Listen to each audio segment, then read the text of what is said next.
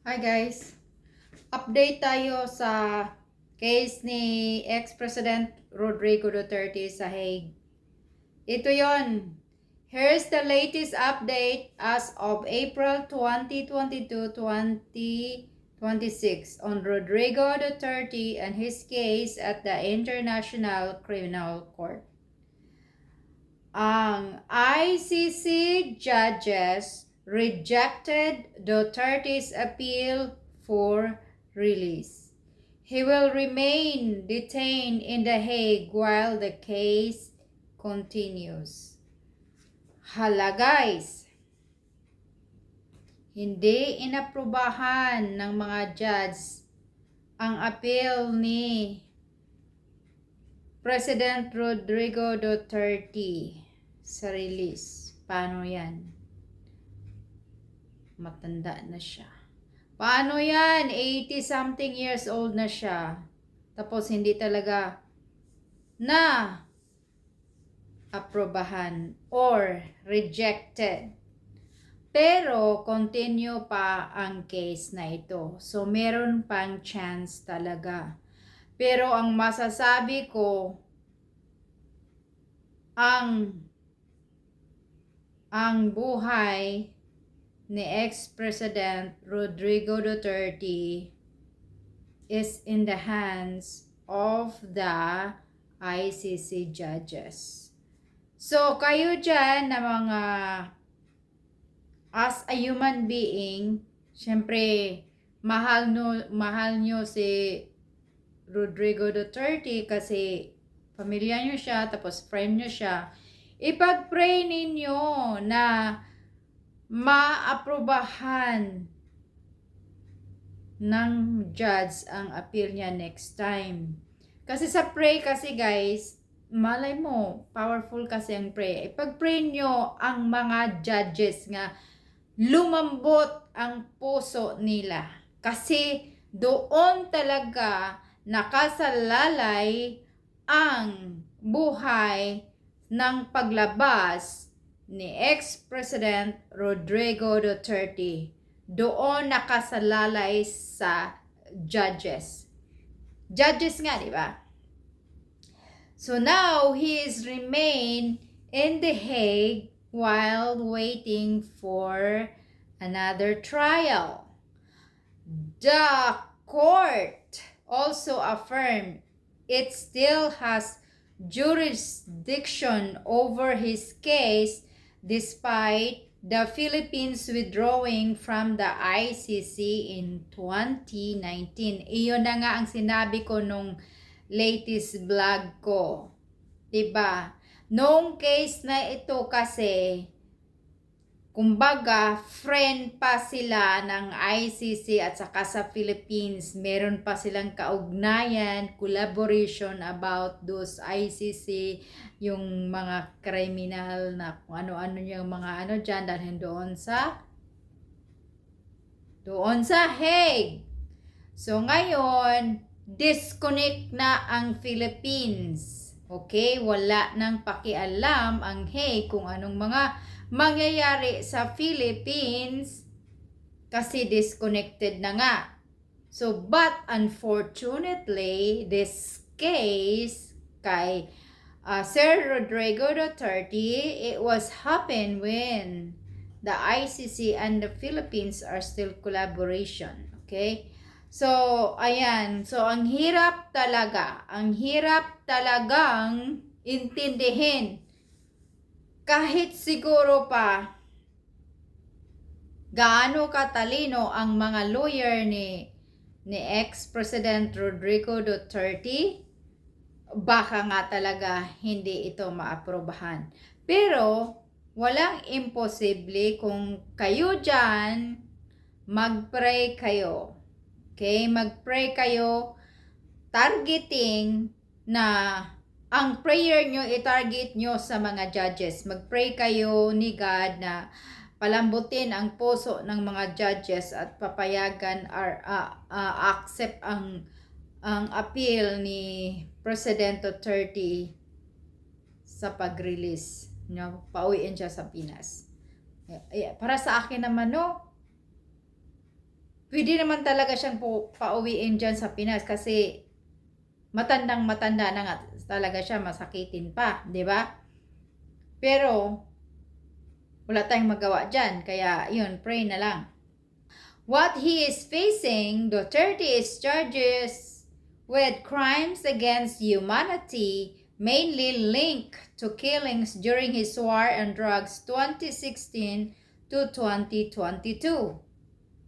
Ayan, ilang taon yan? 2016, 2017, 2018, 2019, 2020, 21, 2022, 6 years. 6 years going on yung nangyari na yun. So, within that 6 years, marami siyang napatumba. Okay, napatumba.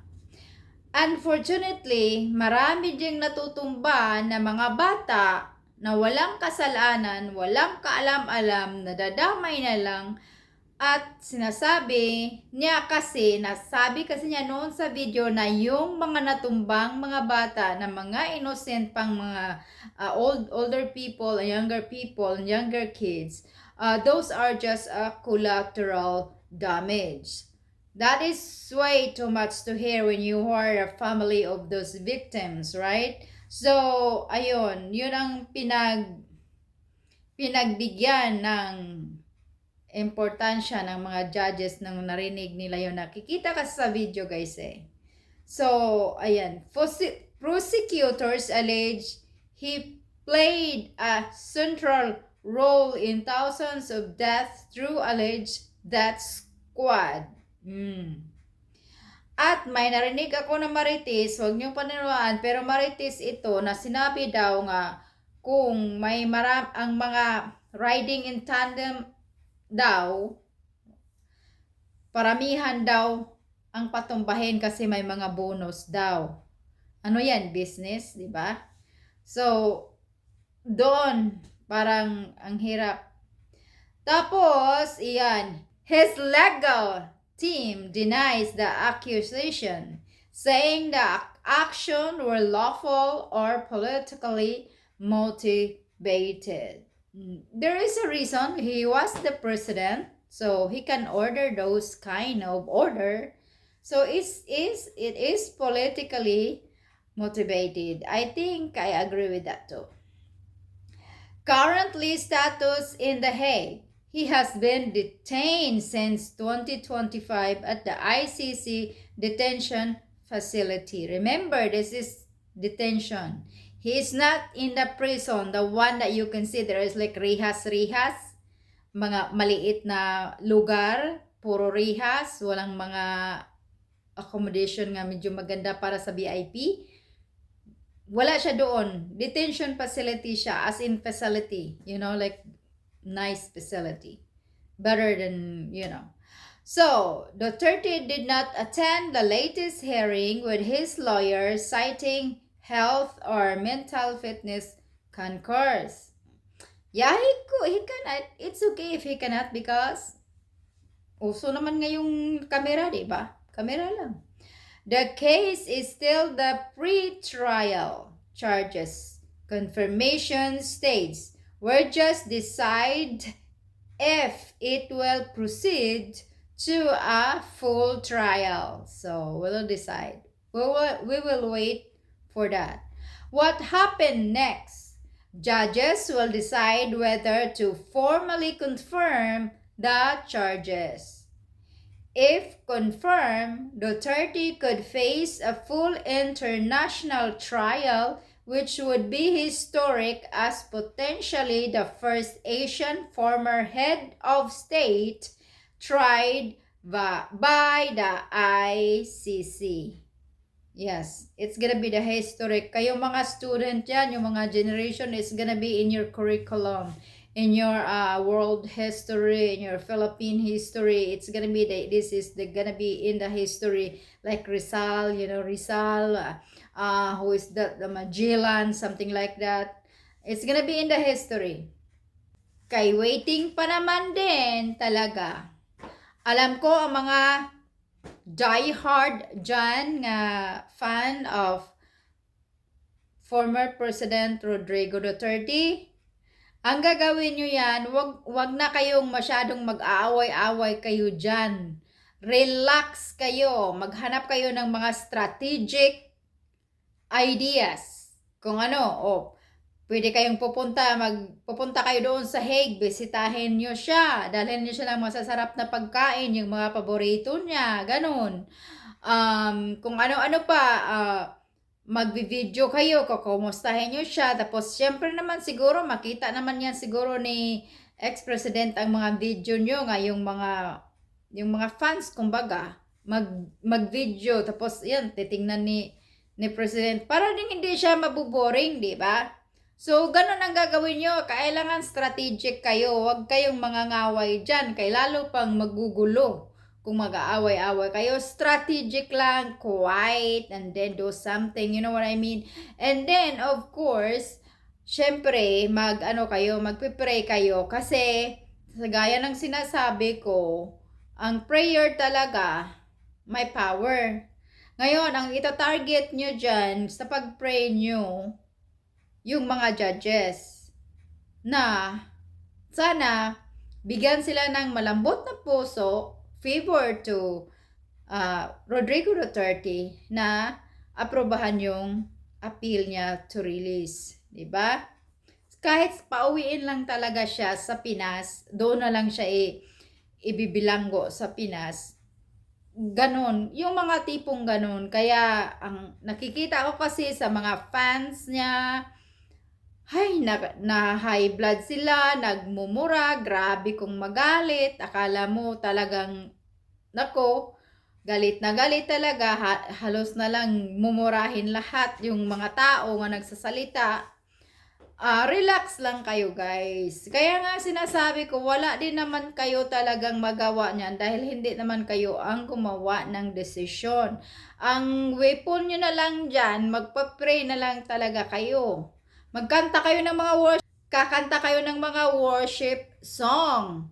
I-record nyo, tapos papadala nyo kay president doon sa detention. Siguro nagsi-cellphone naman yan, o papakita yung mga na-enjoy, nakakatulong yan ni Sir Rodrigo sa kanyang yung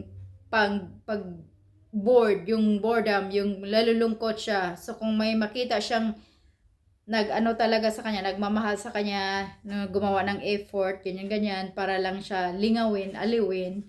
So, syempre, masaya din siya, nakakatulong din yan na hindi na siya masyadong masasad nga. Wala talagang nag-care sa akin except my family, ganun kasi wala talagang man lang sa akin dito ng ganyan. Pero narinig ko mayroon ding nagpupunta, nagbisita, pero mga VIP lang yun, kumbaga yung may kaya lang. Pero sana naman yung gumawa kayo ng paraan, kahit wala kayong kaya, still gumawa kayo ng paraan, gagawa lang kayo ng video, tapos sasabihin nyo ni Katie Duterte o ni Sara na, hey, pwede mong ipakita or iparinig to sa imong daddy, isin doon para galing ito sa akin, gusto ko lang siyang ganyan, gusto ko lang siyang kumustahin, tapos yun nga, aaliwin ko lang siya sa mga jokes ko or prayer or anything like that, anything na makakatulong sa kanya kasi kawawa naman din siya doon. Alam mo na, baka mamaya wala siyang, may TV naman siguro doon, but it doesn't matter, iba talaga yung mga taong nagkikare sa kanya. So anyway, yan lang ang ating updates ngayon, nga natapos ng ilahang pre-trial for April 2021. So 2021 or 2022. Yan ang update. Hindi siya naaprobahan, na-reject ang kanyang appeal for release. But there's still another trial. There's still another pre-trial. So, you guys just pray for it. Okay? So, ayan guys. Hopefully, sa 2028, kung tatakbo si Sara ng pagka-president, I think there is a changes siguro in the Philippines. I think. Ano lang yan ha? Vision ko lang to. Kung si Sara si Sara ang manalo ng pagka-president kasi palagay ko tatagpo talaga siya. Siguro malaki ang changes ng Philippines. Hindi natin alam kung ano, pero baka mamaya positive, baka mamaya negative, o sa karamihan nagiging positive sa kanilang side, tapos sa iba namang side siguro negative. Sana naman balance lang, pero para sa akin baka nga talaga mananalo si Sara. I have a feelings nga kung si Sara talaga ang if she will run as a president in 2028, I have a feelings na mananalo siya. Feelings ko lang yun ha. Kasi sa mga nangyayari ngayon, maraming hindi siya gusto, marami ding may gusto siya. Tapos yung nangyari sa daddy niya, maraming happy, marami ding sad. Pero at the end, sa pagdating na talaga ng voting, nandoon na yung decision sa karamihan. Mostly kasi ang mga taong magvo-vote, doon sila sa popularity. Hindi na nga nila binabase kung anong mangyayari sa mundo, kung anong mangyayari ng Philippines. Hindi na nga nila binabase yon. Ang binabase lalong-lalo na sa mga Pinoy mindset, kung sino yung popular, kung sino yung nakilala na nila ng matagal. Yon mostly ang i-vote nila.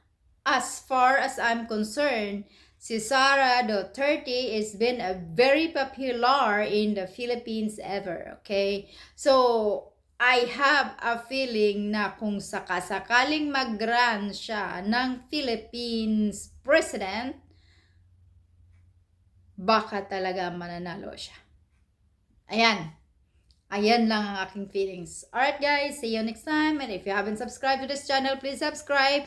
And this is just Talk and Tell America. Kahit anong sasabihin natin dito sa aking pagbablog. Wala lang talaga. Gusto ko lang magbablog para lang meron akong mablog sa aking na-upload sa aking YouTube channel. But then, of course, I always vlog informative, awareness, at gusto ko talaga ding makakatulong sa mga tao sa pamamagitan ng aking minute vlog.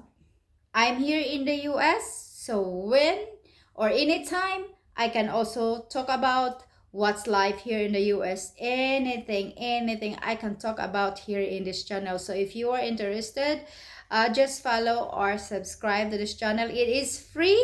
Just click subscribe and here you're in. And of course, once you click subscribe, click the notification bell for any videos upload. It will reach to you by notification. Alright, this is Talk and Tell America. Bye-bye.